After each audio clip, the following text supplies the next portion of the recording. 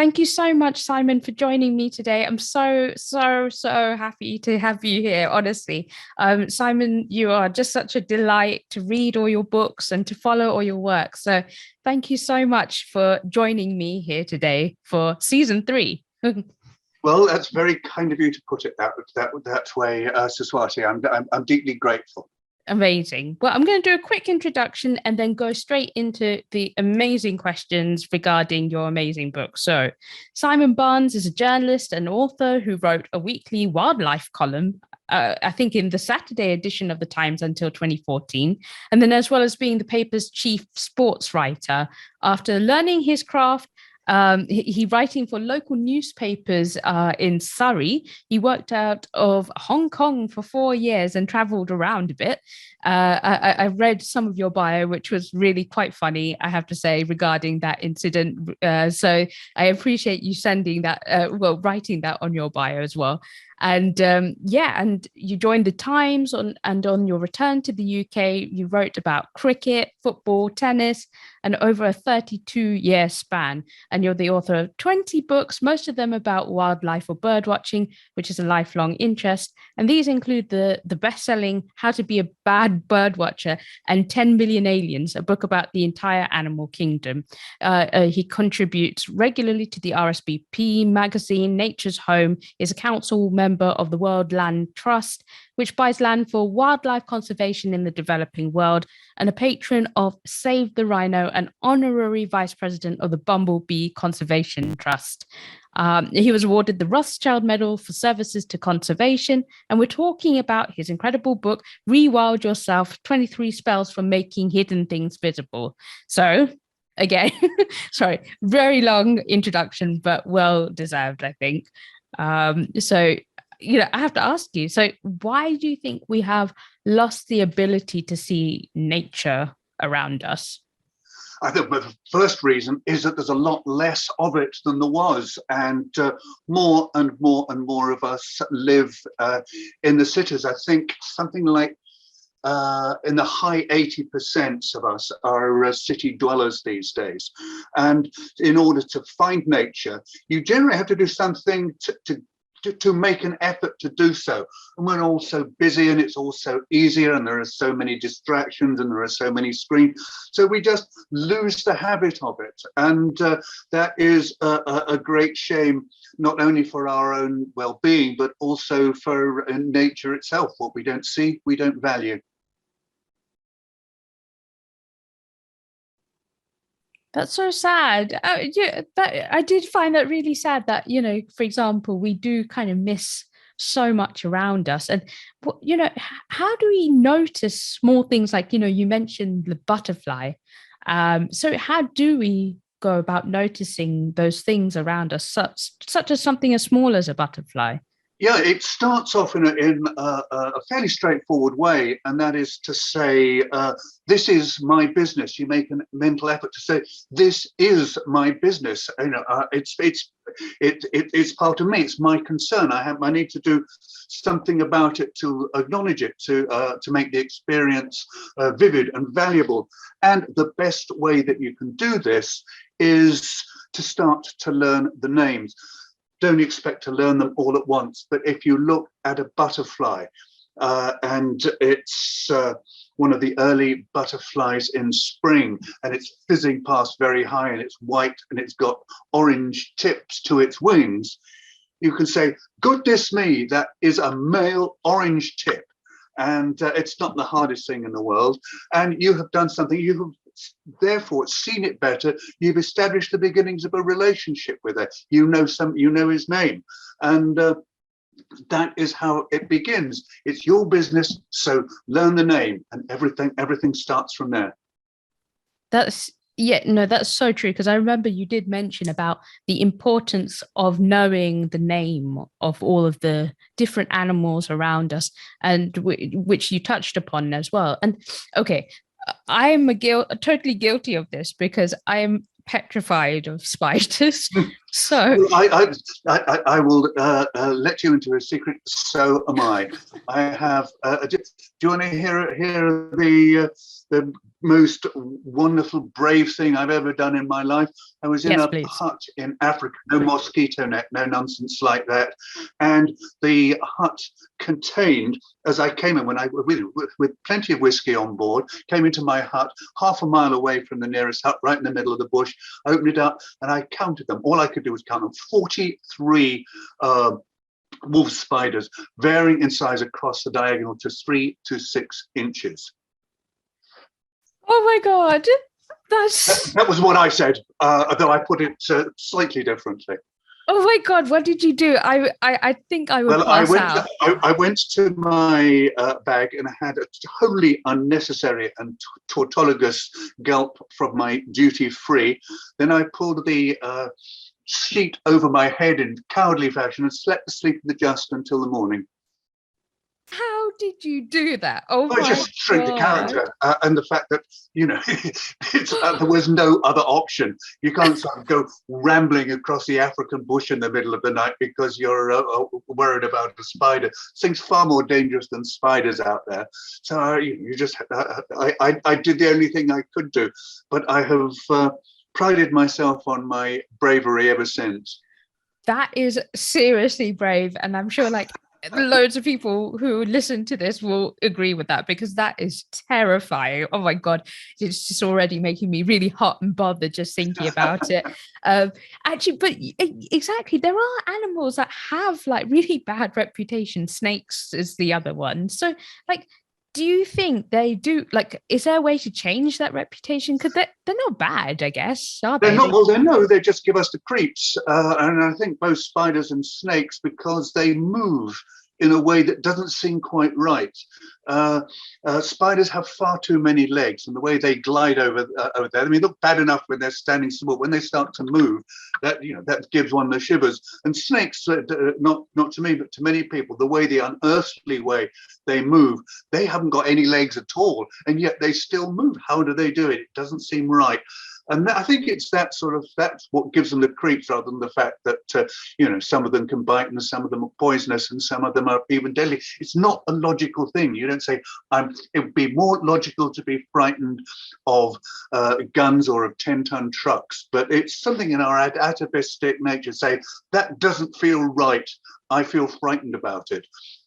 And in fact, it's a way of being more in contact with nature than anything else.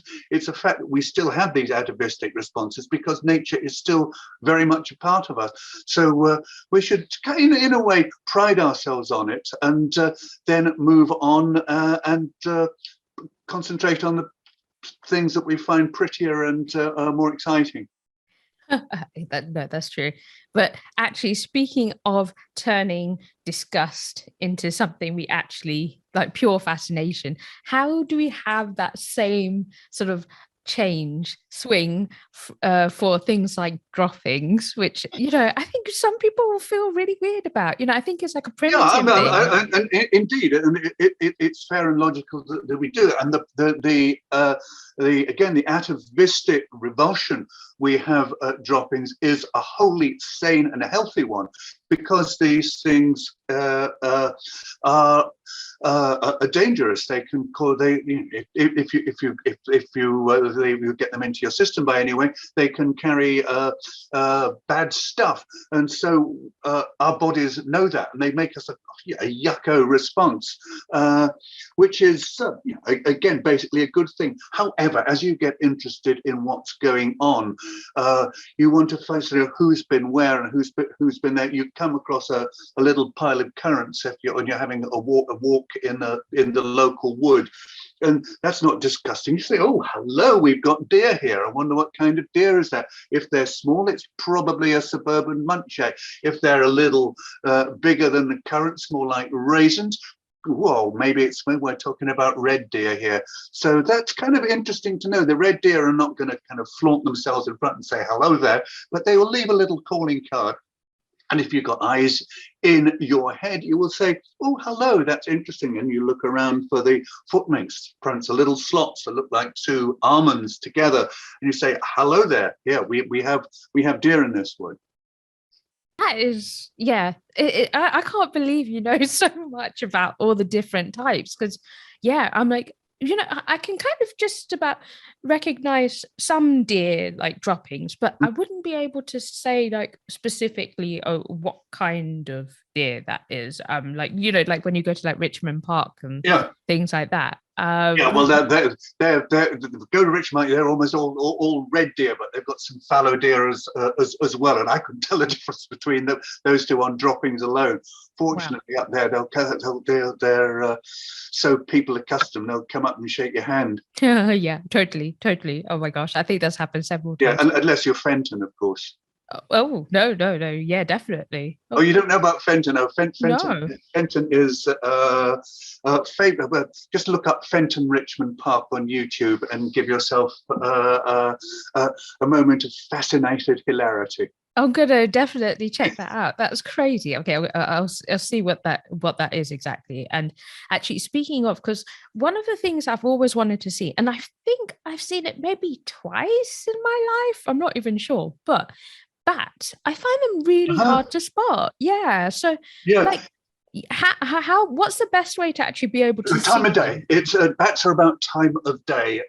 Dusk is what it's good, particularly in the warmer months, because most of them will hibernate. This is a very cold night. I'm not expecting to see bats as I go outside, so they'll kind of wake up and carry around. But they feed on flying insects. This time of year, especially in a cold snap, there aren't going to be flying insects, so there's no point in flying around hoping for the best. So they shut down and hibernate. But if you go to even an urban open space, an urban green space, look around the street lamps at dusk as they're coming on, or just after.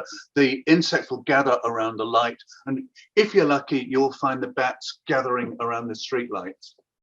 That's amazing. Oh my God, I have to check that out, because I've always found them really fascinating, because they don't seem like the type that there would be around like an urban area. They've always kind of seemed to me like somewhere off far in the distance, somewhere tropical or somewhere dark or in a cave. There's plenty around there. Very, very successful group. They're one of 4 groups that invented true flight, insects, birds, the extinct pterosaurs like pterodactyls, and bats. And so they've been able to fly to distant islands. At one stage in history, before humans got there, the only mammals on all of New Zealand were bats. So they're highly mobile. They need in an urban area. They need access to good food. So they need a good open green space where there are flying insects. But they also need a place where they can shelter and be undisturbed. Shelter where they can hibernate, where they can hang out during the day, and where they can give birth and rear young. Oh my God! Oh, that is, I can't believe it. That's crazy. I'm like, I knew that I've heard some things about sheep and New Zealand, and there being quite a lot of sheep, but I didn't think that was the same for bats. And I didn't realize there were so many either. Oh yes, I think it's something like nearly 1/5 of all mammal species are bats. It's something like that. It's between 500 and 1,000 species. Oh my God, that's crazy. They're a very successful group, and successful groups will tend to go into what's called an adaptive radiation. If they're successful, to make more and more and more in different places with slightly different ways of making a living. Oh my God. So I guess in the way that's a bit like the sharks, isn't it? They've survived. Absolutely. Yeah, and sharks are a fantastically varied group. Again, shark species number in thousands, from things about that long that you can find in a rock pool off the coast of Britain, to whale sharks, which are apart from whales the biggest thing a living thing you'll find under the sea. Yeah, I always find that fascinating. Just I can't believe that they're from something so ancient. But it's just kind of gives us a tie to that old world as well, through animals in a way. Yeah, but it puts us in touch with our roots. We are a species that evolved on the savannas of Africa, where we first walked upright, and we lived as hunter-gatherers in nature. Across one millennium after the next, after the next, after the next, after the next. It's only very, very recently that we've left nature behind, in about the last 200 years, with ever increasing pace. We're not as good as termites and ants at living in cities and in closed places, and we still have this deep-seated need for contact with life outside our cities that work very well, and they're very effective places for making a living, for being ambitious, all kinds of other social things as well. But for most of us, I think in heart, for all of us, it's not enough. We need something more. We need to be in touch with nature. Yeah, no, I totally agree. And I wanted to ask you, because sometimes, there are some sort of prohibitive things, like, we were talking about like sort of binoculars and that kind of equipment to say be a part of what things around us, or maybe to try and appreciate things a bit more. Do you think there is a bit of a socioeconomic sort of barrier there, or can anyone find a way to enjoy it? It's the cheapest thing in the world. Nature is the cheapest thing in the world. If you live in a city, you can walk as far as a park, and you can use your eyes and your ears and your nose and your hands to touch, and your mind and your emotions to appreciate what's there. None of that costs a penny. If you want to get more into it, that will require some investment. I mean, if you want the birds to come closer to you, the only way to do that is to invest in a pair of binoculars. But that need not cost a great deal of money. I believe you can get an absolute rock bottom basic phone for a little bit over 10 quid. Would that be right? No, you've got far too sophisticated a phone. You don't. No, I believe you can get a basic thing for about that. You can get a pair of basic bins for the same price. Oh, it's really? It's not going to break the bank. They're not going to be as good as the ones you pay serious money for, but they're still going to bring the birds a bit closer. And some of the type of glimpse you get that privilege of thinking, oh my goodness me, that is quite something. That is something a little bit special. So yeah, it's money is always helpful stuff for all kinds of ambitions, and you can get good equipment and stuff, but the best equipment you have are your senses and your brain. I love that. I think it's great that, it can be accessible for everyone. And it's really good that you don't need necessarily all those bits of equipment, as long as you're just there sort of appreciating it. Now, yeah, well, the first great naturalists didn't have it. One of the greatest naturalists that ever drew breath, Gilbert White of the 18th century, who was a parish cleric, a churchman, lived in the same place, Selborne in Hampshire, and he didn't have any bins. He didn't have any equipment. He didn't have a bat detector. He didn't have a smartphone. He just had his eyes, his senses, his intelligence, and he was one of the best bird watchers that ever lived, and helped wake up by the brilliance of his ears to separate different species of warblers. Say, hang on, they're not all the same. These are different. Willow warblers are different from chipchafs because they sing differently. And so yeah, he had nothing but his own considerable intelligence. that's amazing. And Yeah, I was just wondering actually because I really liked all the Harry Potter quotes and the Narnia quotes in the book as well. And do you feel like you can only kind of experience that level of magic and wonder as a child, generally? I think as a child, it's more easily available because you've seen so little. So practically everything is wonderful. A dandelion is wonderful. So, but one of the things there are the uh, things about looking at wildlife is that you learn to see. Sometimes you have these moments when you kind of see it as if for the first time over again. But these moments of marvel, these moments of awe, these moments of extraordinary pleasure and delight you get from things, they come from all sorts of things, and they come more readily in childhood, but they're still available in adulthood. One of the reasons we watch sport, one of the reasons I've written about sport for so many years, is the moments when you say, "Oh, how did that happen? That was magical." And you think, is this guy mortal? Is this woman a goddess? She's so good. Well, of course he's human, but it's just absolutely wonderful moment of magic. Same sorts of moment of magic happen.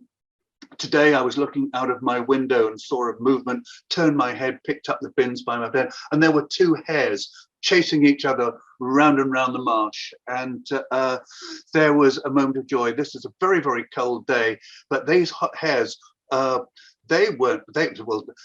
least one of them had the hots. It was the hares go mad in March, and it's all about sex. These hares weren't actually mad, but they were a bit eccentric. They were just feeling the turning of the year ever so slightly. And and that's one of those ones. Say, yeah, today's good. Today's going to be all right. Oh my God, I'm so jealous. I really, really love general rabbits, hares, that family of animals generally. Come and pay a visit. I'll show you some more. Oh gosh, you're so lucky because you're in Norfolk, aren't you? Indeed, I am. Yeah. Oh gosh, I feel like you get so much more nature where you are. Of course, yeah. That's why it's the way we've chosen to live, and but you can come and visit the country at weekends. Drop by. Definitely. I love Norfolk. Like, it's so beautiful. Absolutely love it. And I was really shocked because actually I really freaked out about this, but you mentioned in the book about peripheral vision and the fact that you can kind of lose your peripheral vision if you're not like looking sort of beyond your spatial kind of area, isn't it? Yeah, it's not a physical thing. It's a mental thing, because here we are looking at screens, and stuff that happens over there and there is irrelevant to us. So if we get a little flicker there, we're going to pay it no mind. It still exists when people are aware that messages from their peripheral vision are important. They will pay attention. That's why you don't bump into people so much when they're kind of walking down the road texting. You say, because they will just swerve at the last moment, or mostly. They more than you'd think they have a right to, but they're paying attention. If you are used to, and I've spent a lot of time in Africa where that kind of wakens up your senses, so you see a movement. It could be life changing. So you tend to respond. You listen. You listen to the messages that are coming in, and you turn your head. And so it's from habit. It's about saying this is important. Don't ignore it. Just tune into it. And often enough it's nothing. But today it was hares. Oh, I love that, because you're right, though. We have our fight, flight, freeze response that was originally from that kind of like being in the wild and kind of, being in that experience. And now we just use it for everyday things. We're just getting set off, which is crazy. But actually, that's the real setting, isn't it? Like when you're in the wild. It's there for us. It's why we can all walk across Liverpool Street Station in the rush hour without crashing into people all the time, whether we're looking, even when we're not looking at our phones. But we somehow find a way of doing it. It's because these messages, we get aware of that a person there without being conscious of it, so we swerve.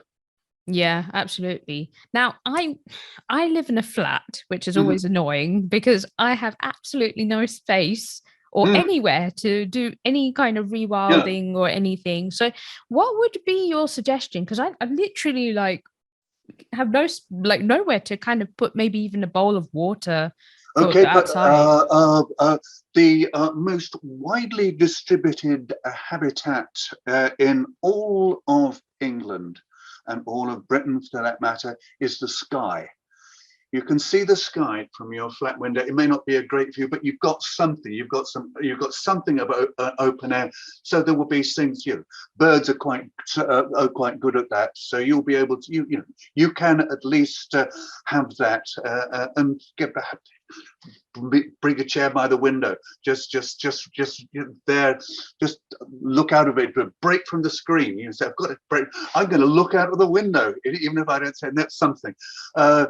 There will somewhere within walking distance there is likely to be a park, a public space, a road with trees in it, with front gardens in it. There will be some kind of life there, and then if you're in a city, there is some life. And I'm always. The thing is to become aware of it and always to tune in when it's there and say, "Goodness me, I wonder what that is," and so forth. But yeah, you're limited in cities, but you have weekends and you have holidays, and and that's what people will tend to. Go to the seaside, go to for a weekend in the country. It's what people do for pleasure. They wouldn't. People would say it's what keeps me sane. What keeps me able to keep on working is the fact that I can be exciting, ambitious, and do my job in the city, but then I can go and just wind down. Just be in a nicer place. And the more aware you are of nature, I think the more good it's going to do you, the more the deeper the pleasure, and the the more the more nature will get to you and do its good stuff. Oh, I agree. Like, I guess I could put maybe, as you said, it was the situation is that if most people have a sky, can access the sky, so we could probably put like a bird feeder Yeah. out there or something. Mm. But as you mentioned, oh, I love that. Oh, yeah. I'm like on that note, it just makes total sense to say thank you, Simon, for joining me and sharing your time and just giving such wonderful sort of advice on how to get back to nature because it's so important, honestly. Very good, Siswati. Thank you very much. It's been a pleasure talking to you.